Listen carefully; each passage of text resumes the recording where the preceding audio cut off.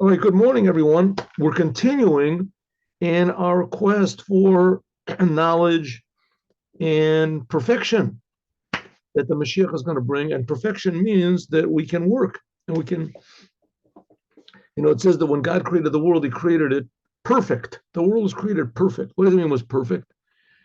It's like buying a complete, yeah, not perfect. It's like buying a puzzle. You buy a puzzle that says, a special puzzle, 100,000 pieces. You go and you open up the puzzle, and you see there's like 20 million pieces there. And you look at the instructions and it says, here, this is a 100,000 piece puzzle. All the other pieces are superfluous. You don't need them. Not part of the whole picture. You have to find the ones that are good and arrange them. And then you'll see an amazing picture. There's a secret, where the hidden treasure is, something like that. So that's something like what the world is. God created the world. He created it complete. What does it mean complete? The whole puzzle is there. The whole box is there. You have a picture on the front, what it's supposed to look like.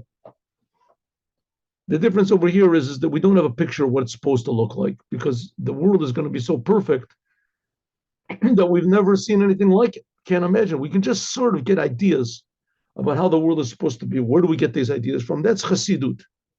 That's the purpose of Chassidut.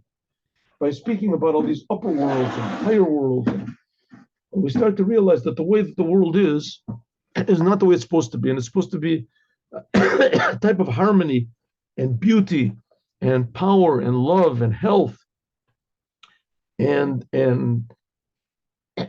productivity that we've never, courage, the things that we've never imagined before. We only have little sort of rays of it.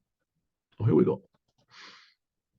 So that's what it means. Bati LGani, when God put man in the world was complete. It was complete. Everything was here, but man had to work on it. And we're working that we should get back to that same level. Moshiach is going to come. Then we're going to really start to do work. Then we're going to really work again. Remember, we learned about that. It's not Moshiach is going to come and all of a sudden everybody's just going to float up to heaven and that's it. Right? There's not going to be any more world. Everybody will just get anything they want to up in heaven. That's not the true idea. It's a nice idea. It's very inspiring. It's very motivating, but it's not true. The fact of the matter is Mashiach is going to come and activate everybody. Everybody's going to be activated, and like Adam was activated. So let's see. Maybe I can pull this thing down. The lighting here is sort of weird. I think maybe my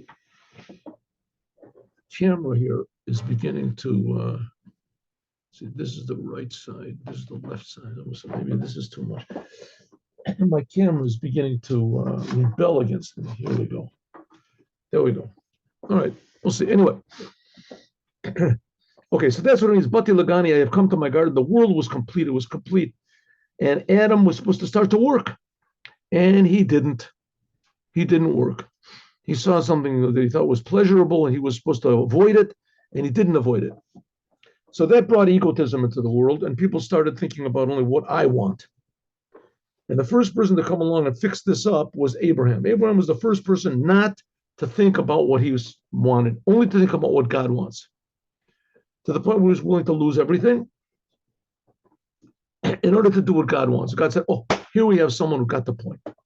He's got the point. He's serving me. He's working for me. He's doing what I want. What do I want? Whatever I tell him, that's what I want. And Abraham said, oh, yeah, God, that's right. That's me. I'm just doing whatever you want. God said, oh, yeah? Yeah. Okay, let's see. Circumcise yourself. Abraham didn't say, oh, come on, what am I going to get from that? I mean, there's no benefit in it, I mean, as far as function goes, to have children, you can have children whether you're circumcised or not. What's the point of circumcising myself? I don't know. Now, who's going to see it? Abraham didn't say that. So that's what you want. Oh, I'm so happy. God, thank you. Just tell me more things to do, whatever you want.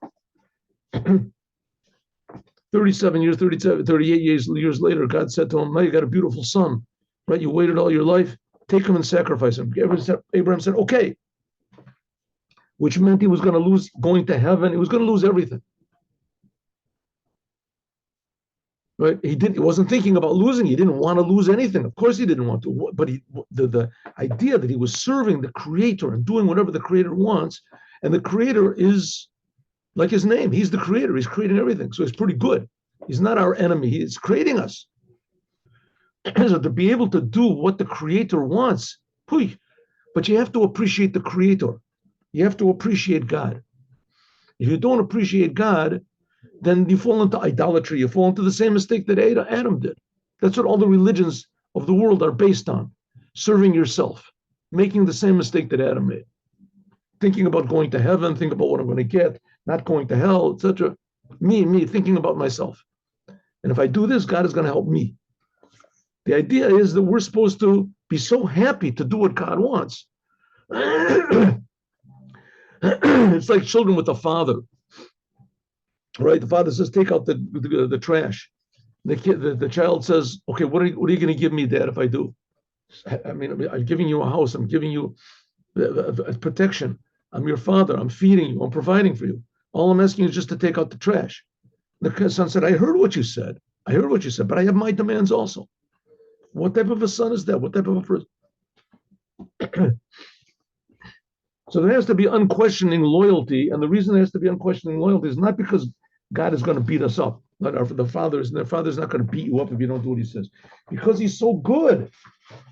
So we have to appreciate how good God is, and that's one of the ideas of Hasidut, to appreciate how good God is. Oh, here we go. Okay, let's go. Excuse me. So we started this mimer, and it said, and now this, again, for the people who are coming in late or just watching this late, this was a discourse, this was a Hasidic discourse said by the previous Lubavitcher Rebbe Yosef Yitzchok, that I used to have a picture of him, but I don't have a picture. Do I have a picture? No, don't have a picture. And it was said really in like 1926 or something like that. But he ordered that it should be reprinted and distributed to the Hasidim on 1950. And it ended up that he, on Yud Shvat, which Yud Shvat was also the day of the passing away of his grandmother. So he wanted it to be distributed. And in the end, he passed away on that day. And you can say, I mean, he didn't know he was going to pass away. He didn't want to pass away. Or you can say that the Rebbe knew everything. He knew everything that was going to happen. And this is like the orders for the next generation. And the Rebbe, his successor, right? Our Rebbe, it was also his son-in-law, said that the previous Rebbe did not pass away. It just sort of, changed appearances, whatever you want to call it. I mean, I don't understand these things, but nevertheless, it says tzaddikim, they don't die. I don't know what it means dying. I don't know what it means living. I don't know how we're here. Here we are. We're serving. The whole thing is a big miracle. But tzaddikim, for sure, we don't understand anything.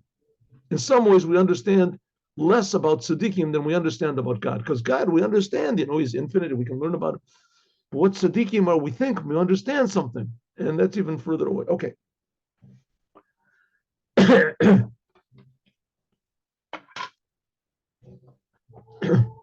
So the Rebbe says like this: in the beginning, God created man, and he created man to work. And man is supposed to, what do you mean work? To make God more revealed in the world and to increase our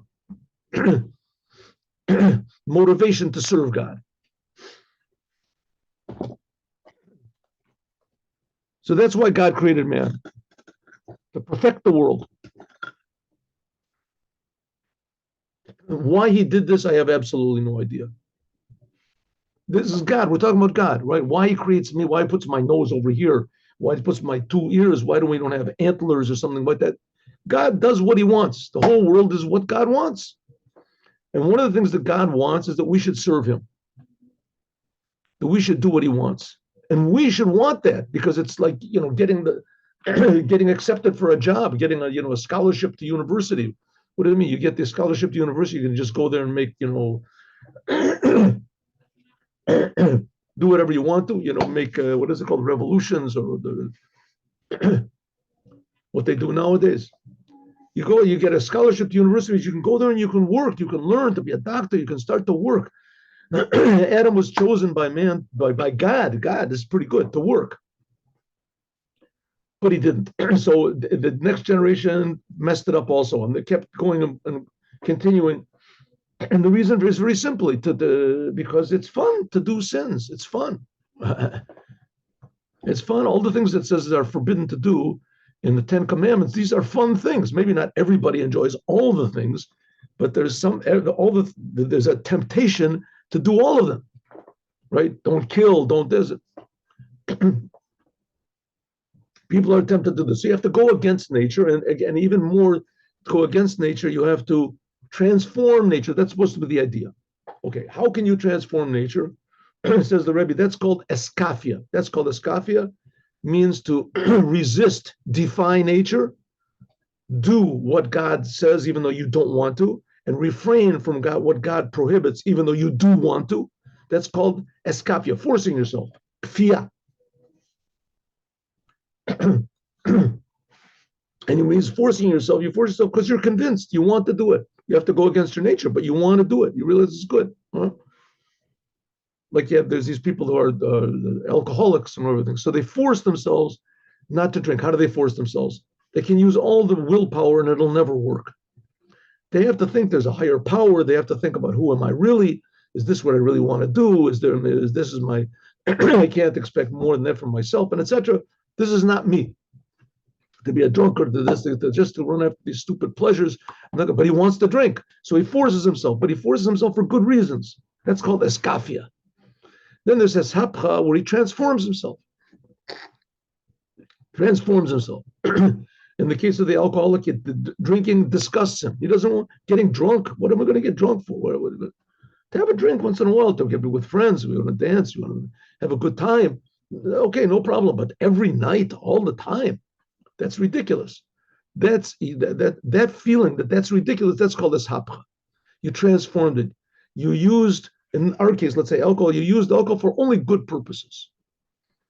You only for only good purposes.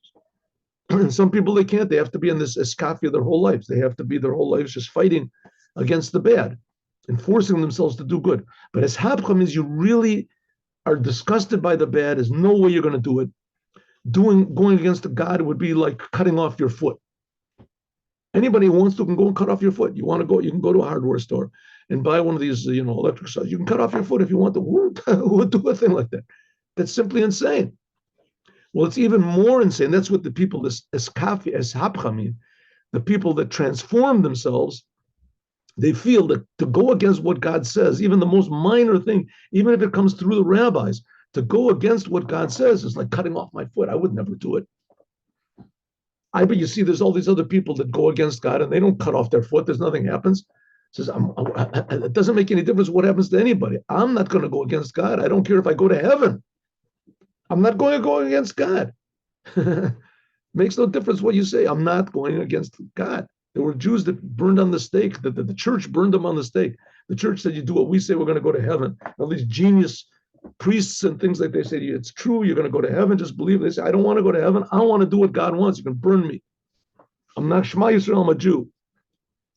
That's called this hapcha. All of a sudden, it cannot go against God. Going against God, like I said, it's like cutting off your own leg or something. You can't do it. And on the other hand, to do what God wants is hapcha. It makes you happy.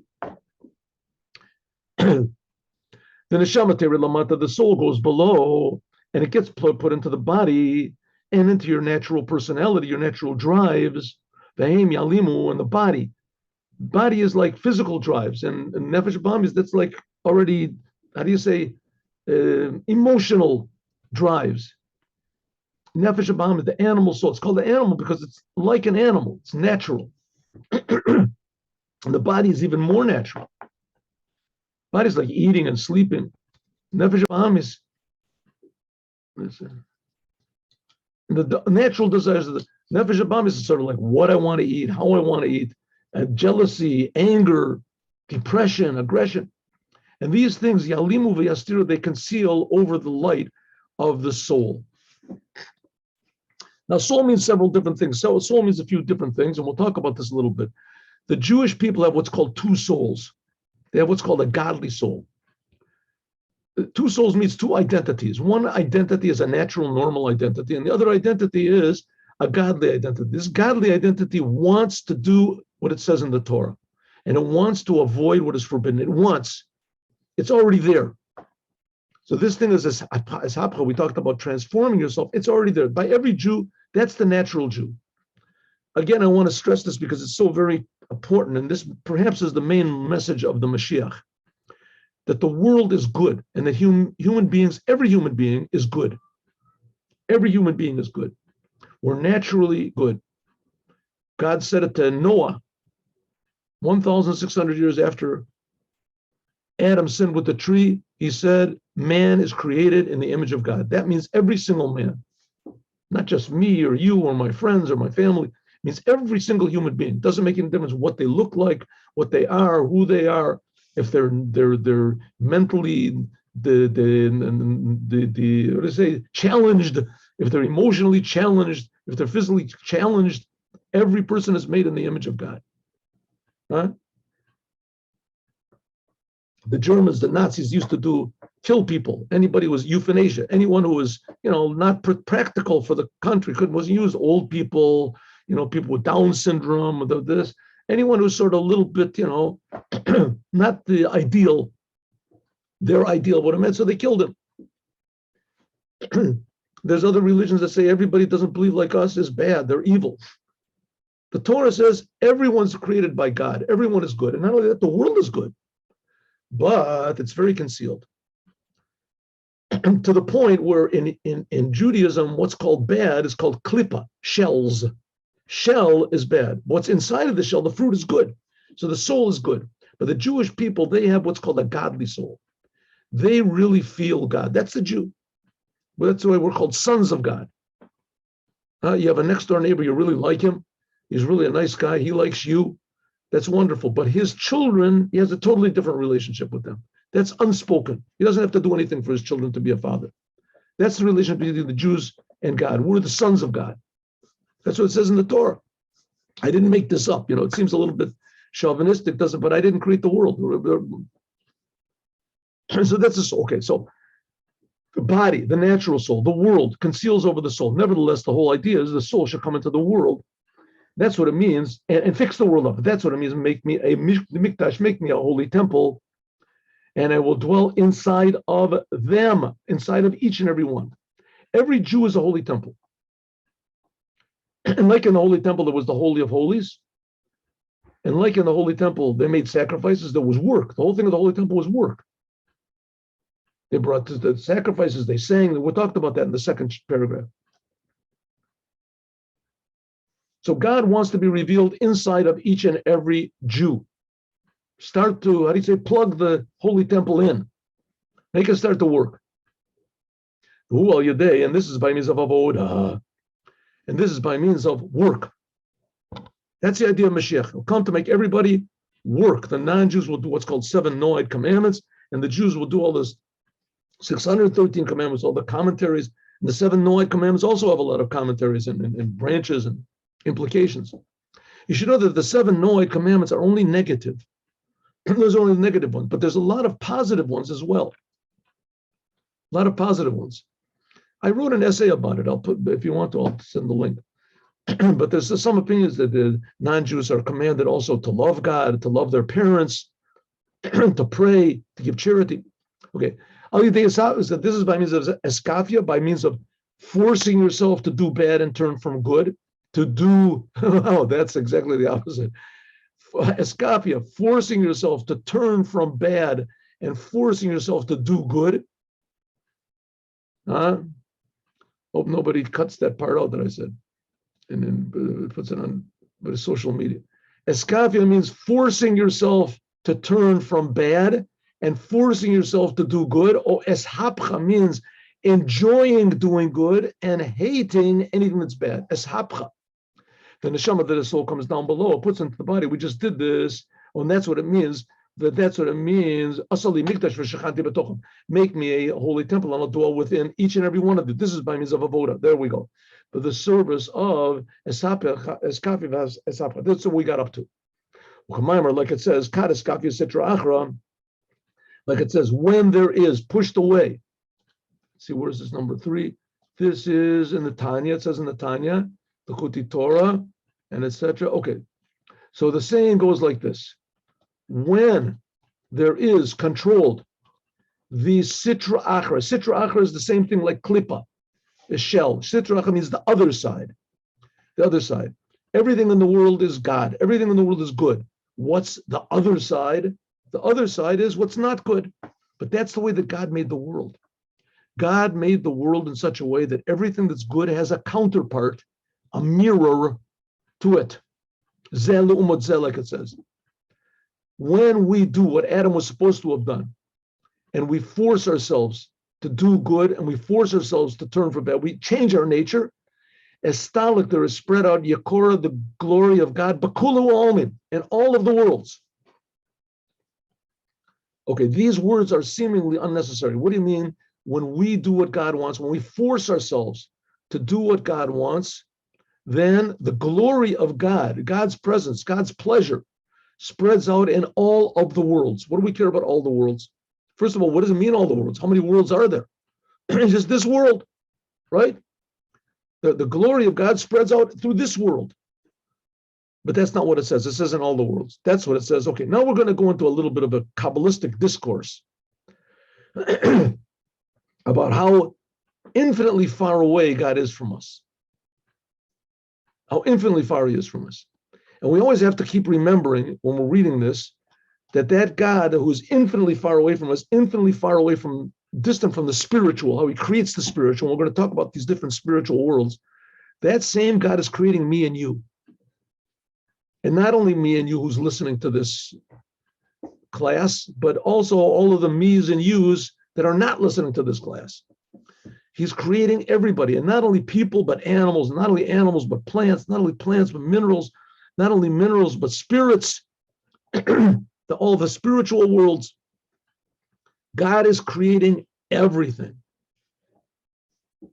Right? Now we're not talking about, here we're talking about it. When we say everything, we think about the physical world, right? All the ants and in Nigerian desert or something like that. The Sahara Desert. Right? God creates everything there is. But that's compared to nothing. That's only this world. There's all the spiritual worlds God is creating. And God is above all that. And this same God is creating us. So in what he's infinitely close to us, but that's nothing compared to what it is when we do what he wants. Then he's even closer. Okay, so here we go. It says that when we force ourselves to do what God wants, then the glory of God spreads out in all of the worlds. What does it mean, all the worlds? Hakavana, the intention is that this is a type of light of God, which is in all of the worlds equally. Hainu, or a Soviv Kalmi, the light which surrounds all the worlds. Shemeir b'kol olamot b'shava, that it shines in all the worlds equally. For our purposes, another word for the Soviv Kalmim is God, right? You go to a person, ask him, a little child, where is God? They'll point up. God is up. He's above us. It says, sure, he's above us. What he's talking about. The spiritual worlds are above us. And God is above the spiritual worlds. He's before them. But what about this physical world? This physical world is a physical world. You have a wallet, and you have your hat, and you have this. The same God who creates these angels, Michael, is creating my hat, and he's creating the world. How does this work out? So it says there's one thing that all these worlds have in common, is that they exist. They exist. And that's this aspect of God, pure existence. Like we said so many times before, God does not really exist. God, in any way that we can define the word existence. God creates all existence. That's this idea of Soviv Kalmim. God defies Soviv. He surrounds, he defies, Kol Olmim, any definition. Olmim means worlds, limits. God defies all of it. This is the aspect of God that surrounds all the worlds. He creates everything, pure existence. Everything. The Olam was that in the worlds, there's also the different levels. Okay, now we're going to get spiritual here, a little bit of Kabbalah. You have a Kabbalah, you can impress your friends. You know, these Kabbalistic ideas. Ready? The Eino Dome, it's not similar, the upper worlds to the lower worlds. In the upper worlds, God shines more. In the lower worlds, God doesn't shine as much. And also the light itself that does shine in the lower worlds comes with Bechinas Helam Vehester. It's concealed. Like you go in university, in the upper mathematics, you learn upper mathematics, so there's more mathematics, and what you learn is pure. You just put one little sign in it, it stands for a whole gamut of ideas. In the lower classes, children that learn mathematics in first grade and second grade, I hope they still learn mathematics in school. They learn all these crazy things. They learn mathematics in school. So what do they teach? Only a little bit of mathematics. And what they teach them is very, very, very watered down. What is one and one is two? Too much, teacher. One banana and two bananas. How many bananas do we have? Two bananas. A kid raises his hand. Does this work also with apples? What about if you have an apple or a banana? But very simple ideas. The same thing is in our world. Godliness. We have a very little bit of godliness in this world, and the little bit that we do is very, very watered down. There's all sorts of different levels. Like it says, Af Yedi Yista Oretz, my hand founded the earth, and my right hand spread out the heavens. And it says in the Midrash that God stuck out his right hand and he created the heavens, stuck out his right hand, and he created Shemayim, the upper worlds, but not the small, and he stuck out his left hand and he created the physical world. God has hands? I didn't know God has hands. It says, one second, God has a will. Yeah, God speaks, he talks. Yeah, it says God sees, so he's got eyes. God hears, he hears. Right? It says he hears what we say. So God must have eyes in it, but all these astronauts and people, they didn't see a big eye. Wow, I see a big eyeball out there. Right? God hasn't got any eyes. But here it says that he does. And he has hands. It means that what does it mean, God's right hand? This shows on God's revelation of light and Gila. Usually the right hand is like God's kindness. That's what it means, God's right hand spread out the heavens, the Shemayim, the heavens. The intention is the upper worlds. There, a Gila, the revelation is in a level of right, which is a big revelation of light. And the light itself is much, much more powerful. But you get a lot of light in the upper worlds, and the quality of the light is a higher quality of light of revelation of the Creator. The Eretz, when we're talking about the earth, the Kavanah is talking about Olamot Taktonim, this world. The Haim, this is comes from God's left arm, which God's left arm, this is much more concealed. The Gama or Atzmo, and also the light itself is very little, it's very small. Kiyadua, like it's known, the difference between the four worlds. Like it says, it's a sentence in Isaiah, call in Nikra B'Shemi, anything which is called in my name and my glory. Barati, I created it, Yatzarti, I formed it, and I also made it. That this is referring to, get ready everyone, the four worlds. Atzilut, Bria, Yetzira, and Asiya. Atzilut is pure godliness. Bria is called the world of creation. There's no form there. It's just creation, whatever that means. Yetzira is the world that there's not only is there godliness and there is form, but there's and there's creation, but there's also form to the creation, Yetzira. And Asiya is talking about this physical world. Even though Asiya is really divided into two, there's spiritual and physical. In any case, all these worlds, the light is not like it is in Atzilus, like it is in Bria, Yetzira, and Asiya. In Atzilut, there's much more light, more in quantity, and also in quality. The light of God, the awareness of God is V'chinas Giluy HaHelam. And to give you a little bit idea what it means when God reveals himself at Mount Sinai, it says when God revealed himself that everyone's souls jumped out of their bodies. That same revelation that was on Mount Sinai of God was in the Holy of Holies. If any person went into the Holy of Holies in the course of the year, even the whole high priest, they would die. Why would they die? Because the revelation was so great of godliness that it was just too much. You couldn't take it. The only way that they could go in is only one person, the high priest, and he could go in only on Yom Kippur, and then he could go into the Holy of Holies and he could live. Why? Because it was a commandment. He was doing what God commanded. The commandment protected him. Exactly the opposite. He went not to protect him, That was the reason he went in, was because of this. The commandment was God's will that he should go into the Holy of Holies. That's what protected him. But the Holy of Holies itself is like the world of Atzilut, or like the world of Bria. In the second temple, the third, is a little bit lower, it says. Atzilut is a tremendously high level of the Creator. Atzilut comes from Etzel v'samach. The word Atzilus means it's next to God. And also the word Atzilut comes from Atzala v'afrasha, means to emanate.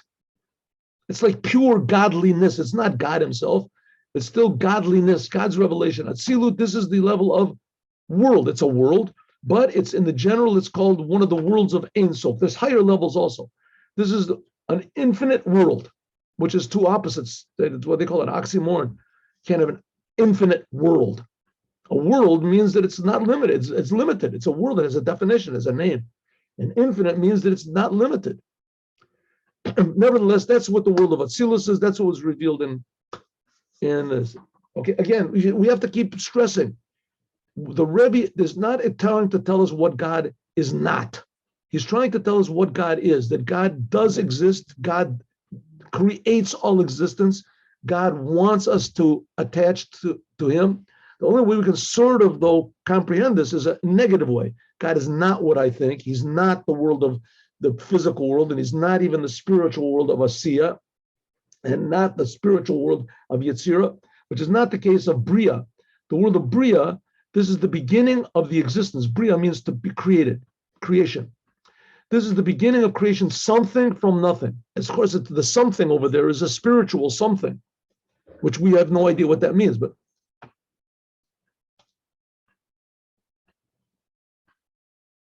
that's what it means, calling Nikra B'Shemi Kavodi. That's what Isaiah was saying. Anyone who calls in my name and my glory, my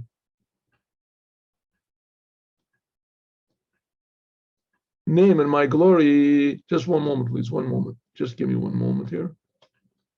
One moment. Okay. My name and my glory. This is Miyuchad B'Yadayim. This is still united with me. Shakai, this refers to the world of Atzilut. The world of Atzilut, that's what it says, the highest dimension. Now, these four worlds, they exist here. We just don't perceive it. Well, what is that? What is the Rebbe gave an example. I don't know if I want to go into the example right now, but okay, well, let's see. I'll give you the example that the Rebbe gave. The Rebbe gave the example like this. What are these four worlds? They exist right here. Let's just take an example. Geometry. Ever learned geometry, any of you people? Well, in geometry, I learned a little bit. Geometry, there's what we call a point, and there's a line, and there's a plane, and there's a cube. According to geometry, a point has no dimensions. It's just where two lines intercept each other. It has no dimensions. A point has no dimensions. A line has one dimension, length. It has no height, it has no depth. How many points go into a line? Infinite. Infinite number of points go into a line. Why? Because a point has no dimensions. So you can take a line and you can intersect it, cut it off, divide it, whatever, as many times as you want to. Each one of those intersections is a point. It's infinite because a line has no height to it. It only has length. So you can take another line and you can go through each line. Each line has no width to it. So the infinite number of points in a line. And then there's a plane. A plane has two dimensions. It has length and it has height. How many lines are there in a plane? Infinite number. You can take a plane and intersect it with lines as many times. Okay, so if so, then how many points are in a line? Infinite. How many lines are in a plane? Infinite. How many planes are in a cube? A cube has depth. So you can take a cube, you can slice it theoretically infinite times. Okay, so we have infinite number of points in a line, an infinite number of lines in a plane, and an infinite number of planes in a cube. How many points are there in a cube? So it's like 3 times infinite, right? So that makes no sense. Maybe mathematicians or something could make sense out of it, but makes no sense. If there's already an infinite number of lines and points in a line, so a line is infinitely greater than point. So how can there be 3 times infinite in a cube of points? How many points are we given? That makes no sense, right? So he says, that's what we're talking about, something like this. The world of it, let's extrapolate this now to our example, even though it's not really good. It just comes to show us how there can be different levels of infinity. So we have the world of Atzilut, for our purposes, let's say like a cube, right? There's a cube. And in the world of Atzilut is the world of Bria. Bria is infinitely smaller, infinitely less real than the world of Atzilus is. The world of Yetzir, which is a lower world, that's infinitely less real than Bria. Inside of that is the world of Asiya, that's me and you. We're infinitely less real than the world above us, Yetzirah. So how much unreal are we compared to Atzilus? 3 times unreal. Okay, so let's take this even more. How many cubes are there in mathematics? How much mathematics is there in consciousness? So these questions, that doesn't make any sense because we're talking about, that's what we're dealing with here, but even more so. So we're talking about that God is infinitely real, and he creates Atzilut. God creates Atzilut. So in our thing, we would say God creates mathematics, he creates intelligence, he creates life. But we're talking, this is the God we're serving. This is the God that wants us to do things. That should make us happy. You have to think about this though, because it's not a part of our normal. This refers to the world of Atzilus. This is the world of Yichud. Or Sham, B'tachlit Tegilot.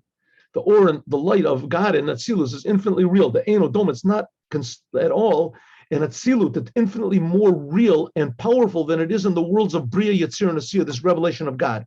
And in Bria, Yetzir, and Asiya, it's more itself. There's different and how God is revealed in the world of Bria, like it is world in Yetzir, which is lower, and Asiya, which is an even lower dimension. And all this we're talking about, all these spiritual worlds which are totally incomprehensible to us, right? And totally incomprehensible to me for sure. Maybe to you it's comprehensible. To me, I know that it's written here about it.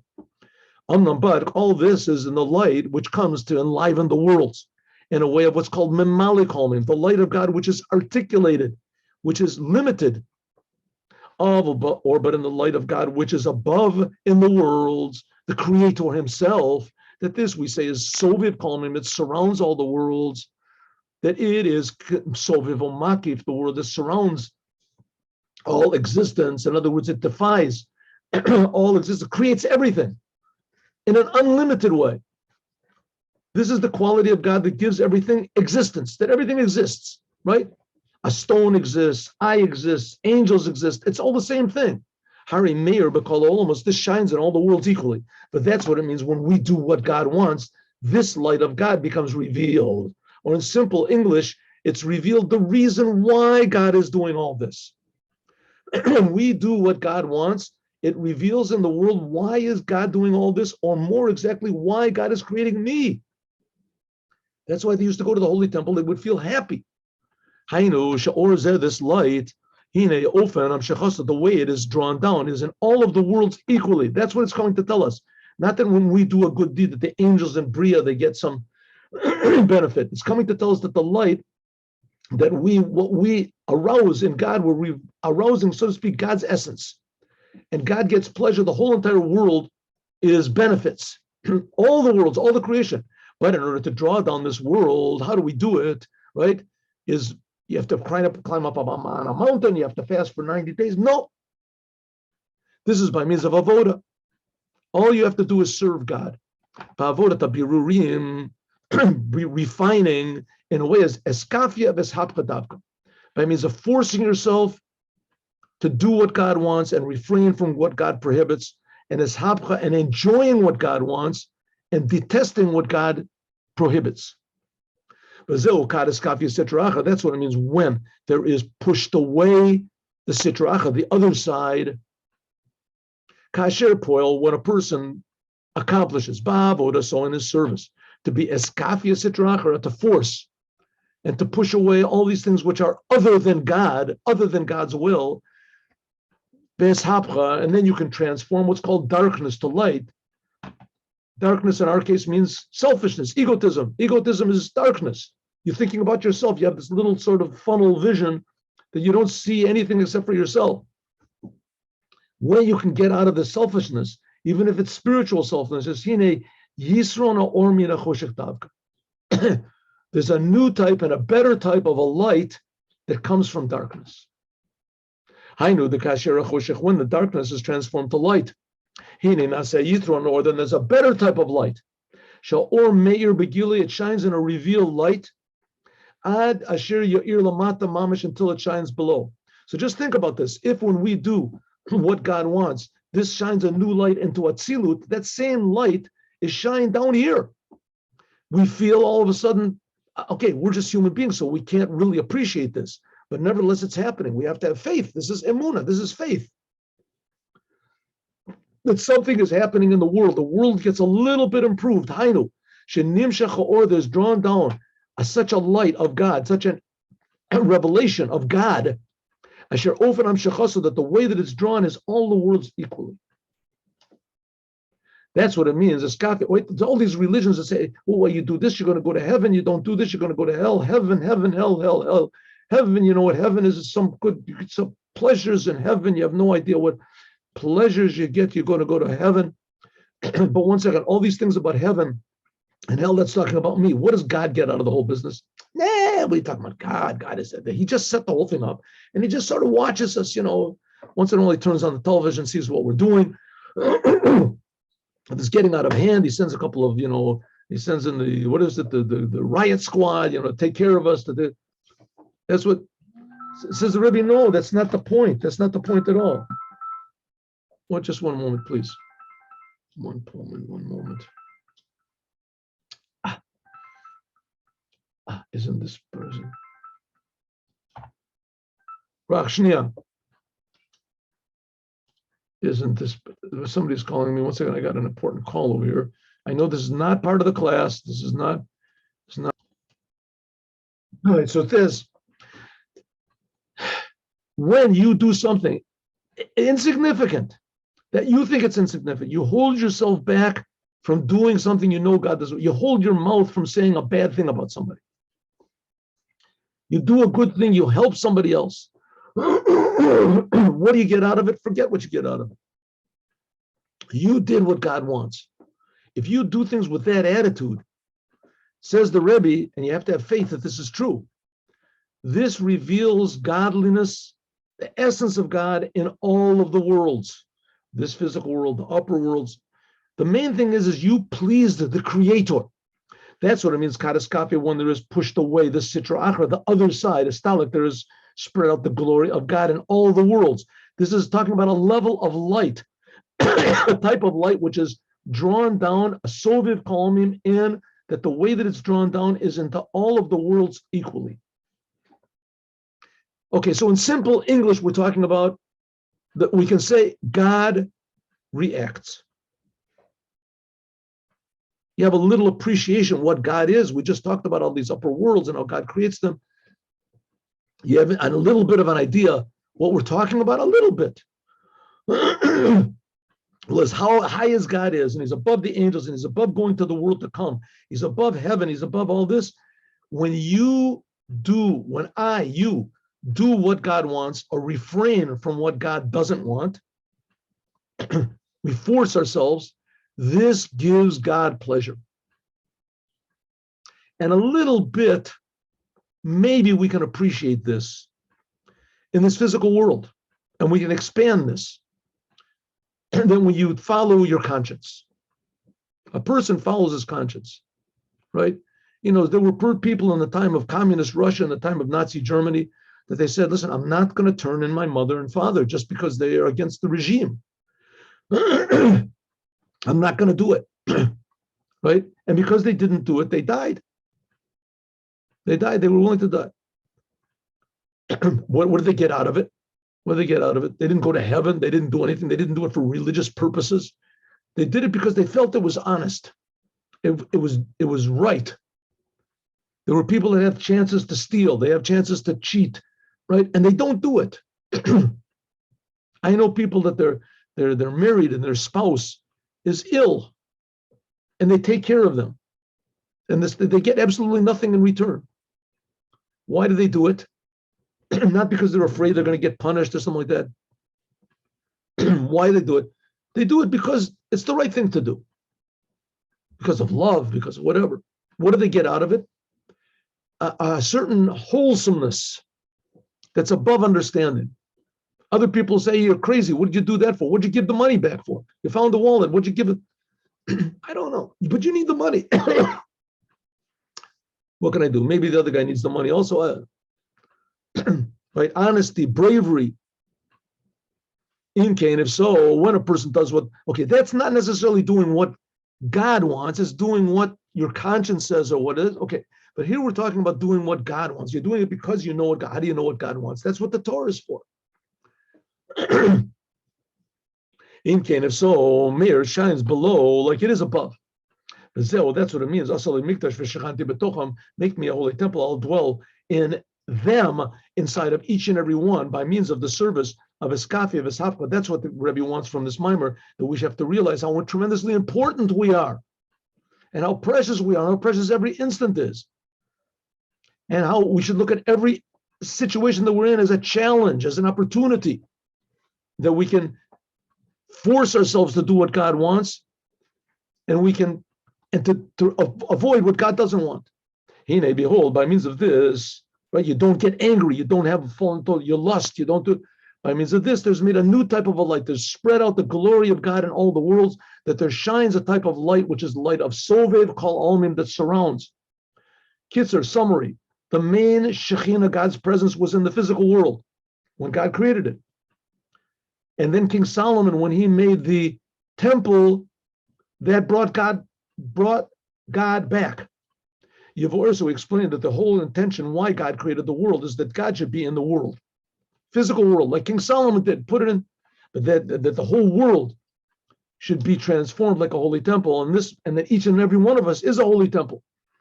But we have to plug ourselves in by what? Eskafi and Eshapcha, by forcing ourselves to do what God wants and transforming ourselves that we really want to do what God wants. And this draws down what's called the surrounding light of God, that this is in all the worlds equally, that we actually please the Creator himself. And God reacts to this in all the world. The whole world becomes better. As we'll talk about more, God willing, tomorrow. Now let's do the Dvar Malchut.